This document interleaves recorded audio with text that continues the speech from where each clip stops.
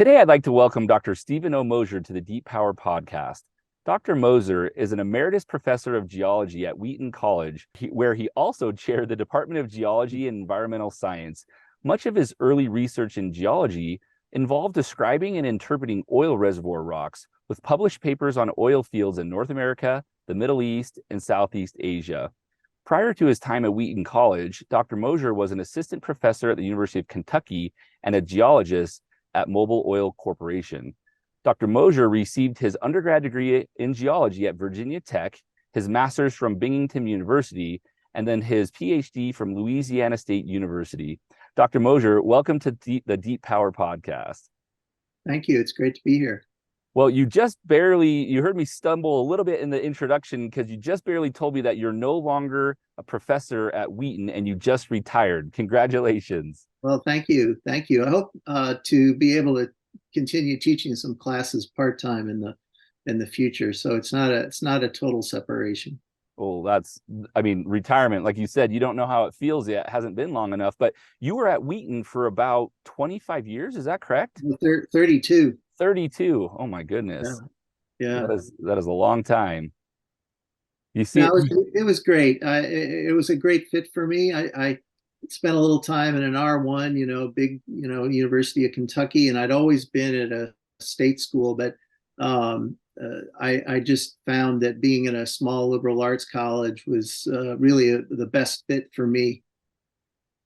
Well, in 32 years, you've seen a lot of children become parents and maybe even grandparents, Yes. and so what a fulfilling career to potentially watch some of these students come full circle that came through your classroom.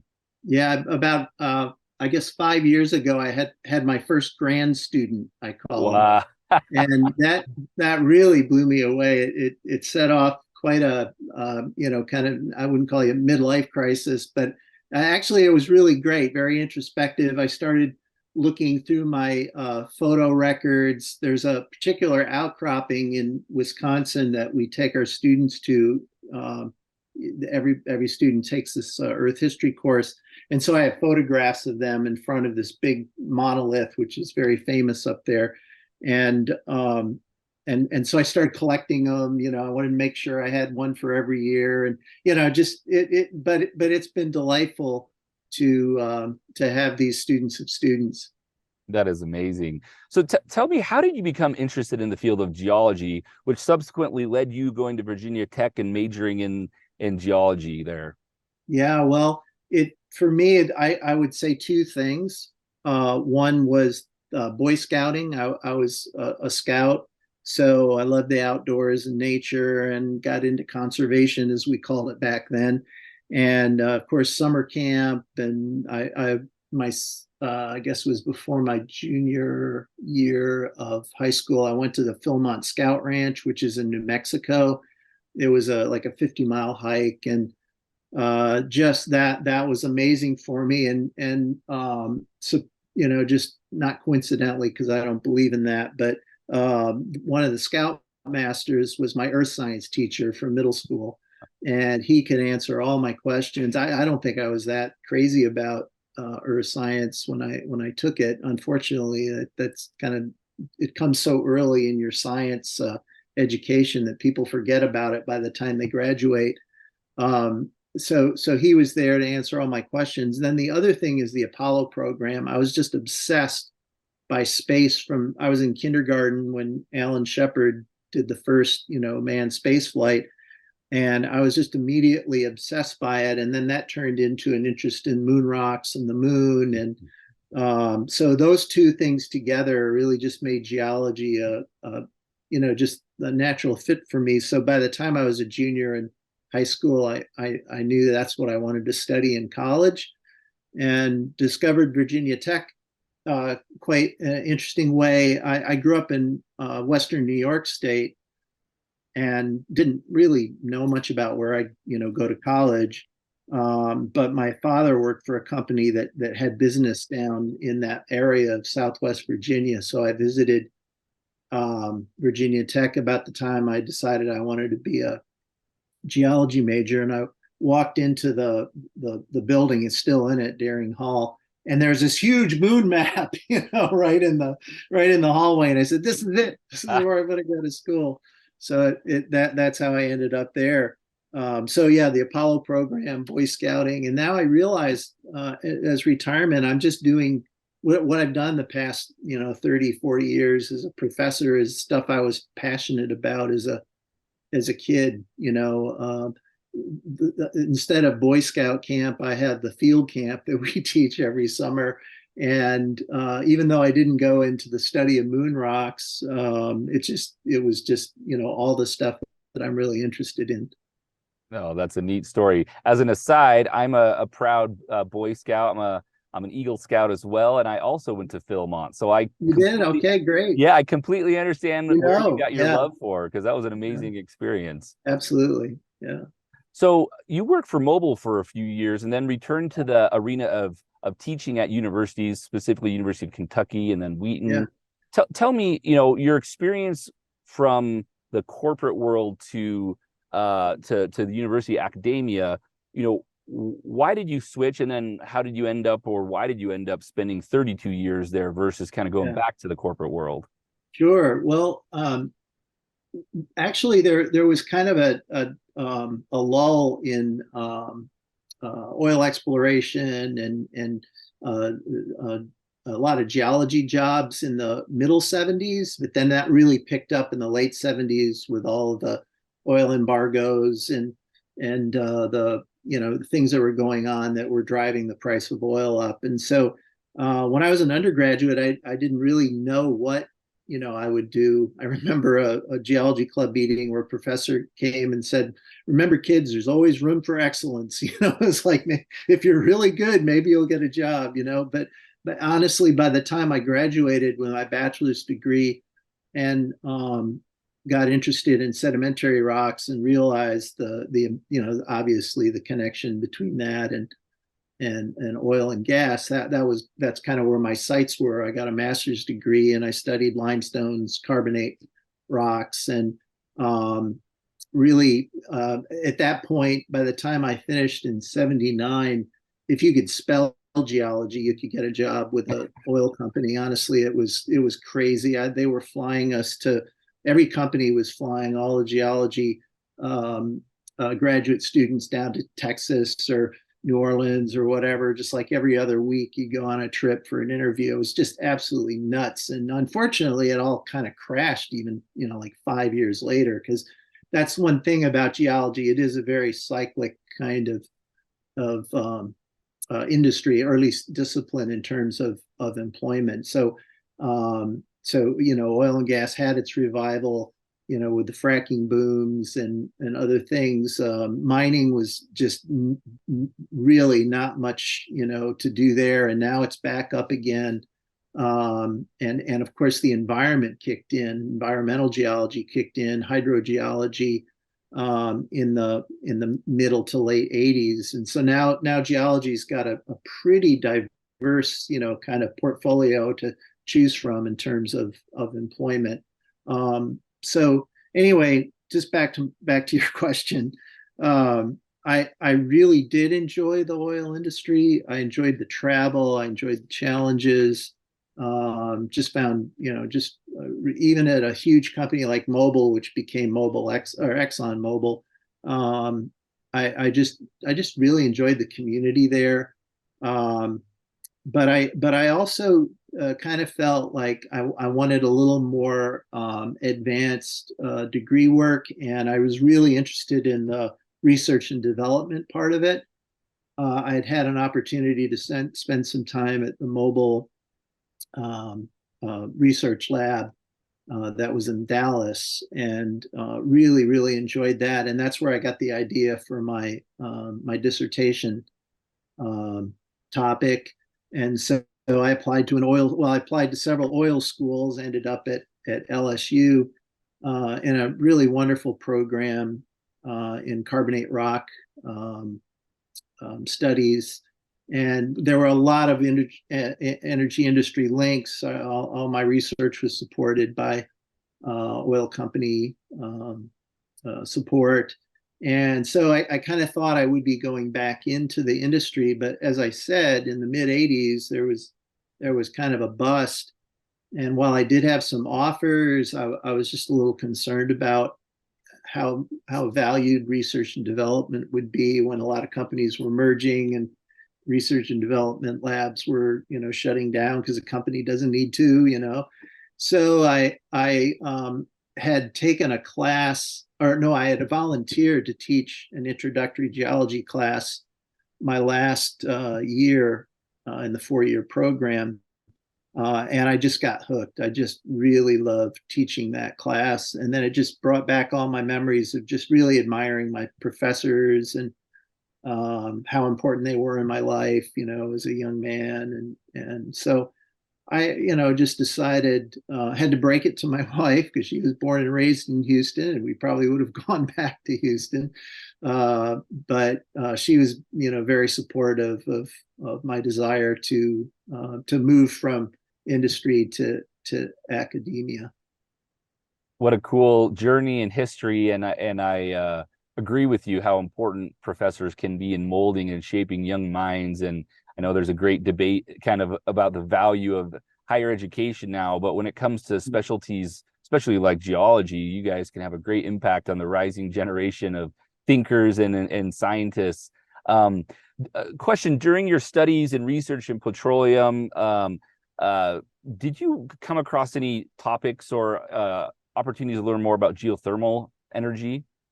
Yeah, well, I thought about that, and the closest thing I could come to is when I was at Mobile, we were just developing an understanding of how to predict thermal maturity in source rocks. So it was really important to kind of understand what the geothermal gradients were in different sedimentary basins, and then how long the source rock was at a certain temperature, and what temperatures would promote the basically the transformation of the organic matter into liquid hydrocarbons or gas.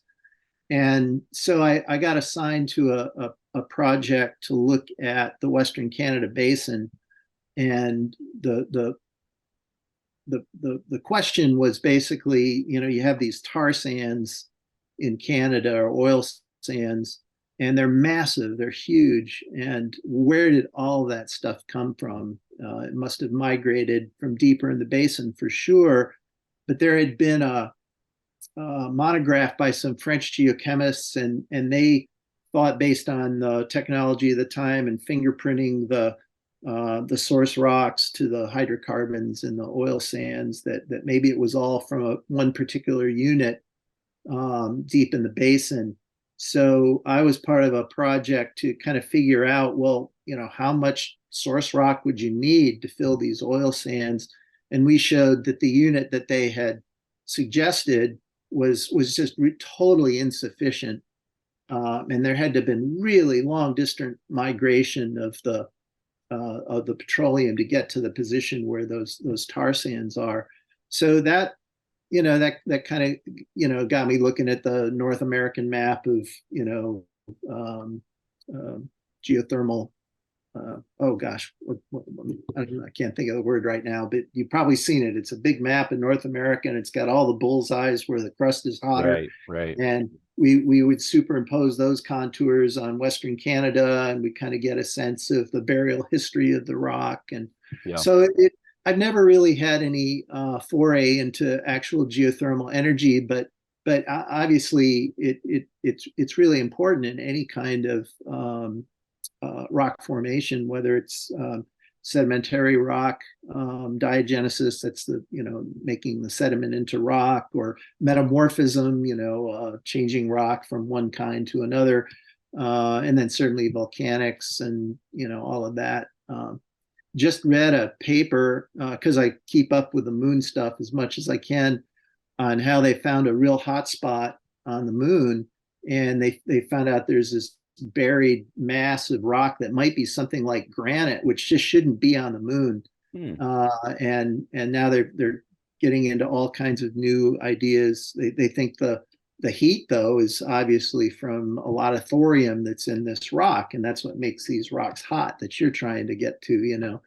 And so there's just, you can't get away from, geothermal heat. Well, that's redundant, isn't it? Anyway, geothermal. No, it's okay. So Yeah. Well, no, that's interesting, and I know not every geologist has expertise in that. I was just curious. yeah, Um, but I think it's interesting in today's political climate, especially as elections come, you always see kind of flare-ups of conversation. One thing's for sure is that, we need other reliable sources of energy that has less environmental impact. But one of the things that I struggle with, and the media is not always great at telling this side of the story, is that all sources of energy production have an impact on the environment, whether you it's do. solar, whether it's wind, hydro, geothermal, nuclear, fossil fuels. It all has some impact, and we as consumers of energy really should educate ourselves in terms of what are those impacts, how does it impact us and affect us. Solar and wind have been great alternative supplemental sources, but there's a lot of now research and data coming out that show that you know the only reason they've been economically viable thus far is because of the huge subsidies, right, that we've received from governments or what have you. And so um, having those alternative energy sources, which require large batteries, which that's kind of another source of problems right now in terms of this race to electrification, is how do we store this energy, which historically has been lithium. You need lithium, you need cobalt, precious metals. Then people are looking at hydrogen, and other geologists and researchers are thinking, how can we store that energy back in the ground, in terms of some reserves in rocks. And so, like you said, there is now a humongous opportunity for anyone in the geology industry to go from hydrogen to lithium. I mean, there's a new kind of Wild West frontier. But one of the things that I'm just curious from your study for so many years on the Earth and its rocks is, um, it feels like the Earth always has enough resources for us to use. And again, the question is, what are the costs? What is Right. the environmental impact? But in your perspective, looking at the Earth as much as you have and as long as you've had, how do you see the Earth's resources in being able to provide us like the clean, consistent energy that we need? Yeah. Well, I think that we're in an era now where we think more about sustainability than we used to when, the good old days or the bad old days. If you look at the whole history of the emerging oil industry, and before that coal, there wasn't, it seemed like there was enough earth for all of that pollution and greenhouse gases to be diluted, and now we realize that you can reach a tipping point. First of all, you can, because they're finite resources, you can run out of them. Although technology has, used to talk about peak oil, now technology has moved wherever that peak is, and so there there really are tremendous resources that, like the sun and the weather, wind and tides, and certainly nuclear and geothermal, that can be part of a broad energy portfolio, so that depending on where you are in the world, you just make use of the most common sense, sources. I like the work of Scott Tinker down at the University of Texas Bureau of Economic Geology. He's the director there, and he has a program called the Switch Alliance. And so he thinks about the metaphor of a switch. Well, there's two sides to that. There's this. Do you flip a switch and you go from fossil fuels to renewables? And then there's also that, where's the switch where renewables are more prevalent than the non-renewables in terms of our energy production. And so he's looked at case studies all over the world, and he's got two really good movies, documentary movies. One was called Switch, and the other was I don't know, Switch On or something. And he just gives all these case studies. He also produces a lot of educational material, thinking about when that point might be. And honestly, it could be like the 2060s before we reach that switching point. And we know in terms of greenhouse gas emissions and climate warming that we're experiencing, this week is, pretty momentous for temperature, that that's too late. Yep. 2060 is kind of too late for that. So we really have to step up those opportunities to either um, find ways to get the carbon dioxide out of the atmosphere, the greenhouse gases out of the atmosphere technologically, or to speed up the development of more greener technologies. So that's kind of my perspective, is that you really do need a broad portfolio. And I just wrote down, Tinker, yeah, he has this matrix where you look for each source, you look at affordability, availability, reliability, and sustainability. And if you live in Scandinavia, hydro is great. Or even the Pacific Northwest, hydro is great.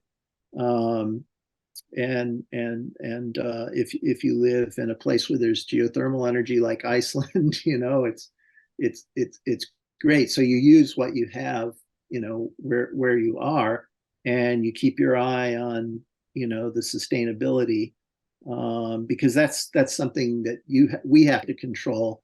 Whereas and the affordability, I suppose, but the availability and the reliability is kind of up to whatever the resources are and the technology is. Yeah, and I think historically, as you had mentioned, if you're looking at geography in terms of, you mentioned Iceland, they have the volcanic activity, Scandinavia with their hydro. The hurdle historically to geothermal is that you could only leverage it where there is warmer temperatures closer to the Yeah, surface. One of that's the right. things that Deep Power and other companies are trying to accomplish is, if you can drill 6 to 8 miles anywhere on the planet, you can reach the temperatures required to produce enough energy to really Yeah, power a lot, right? yeah, And so yeah, that's the challenge. And what we like to do is, hey, we're standing on the backs of the oil and gas industry. Like, we're yeah, grateful for all of their billions of dollars of research and development to get where they're at. And absolutely. yeah, and while they might be going, away, I mean, fossil fuels will never go away in terms of plastics. Mhm. But we're how do we go deeper, and how do we use their technology to go deeper? But the other thing I think is really cool is the younger age of student, allowing them to take off barriers of their thinking and saying, okay, here's where we're at now. Now, how do we take current resources and invent and develop? And, people thinking, okay, how do we take an abandoned oil well that has already had its environmental impact? How do we now use that for clean storage, let's say, Mhm. right? Or how do we use that to then drill deeper, so several miles have already been drilled by oil and gas. How do we go a couple miles deeper to tap geothermal, right? So what I Yeah. love is that it seems like the modern younger generation doesn't have the same blinders that have been culturally Mhm. placed on maybe our past generations, in terms of, this is what you do, this is how you do it. We're allowing them to think ingenuitively, Yeah.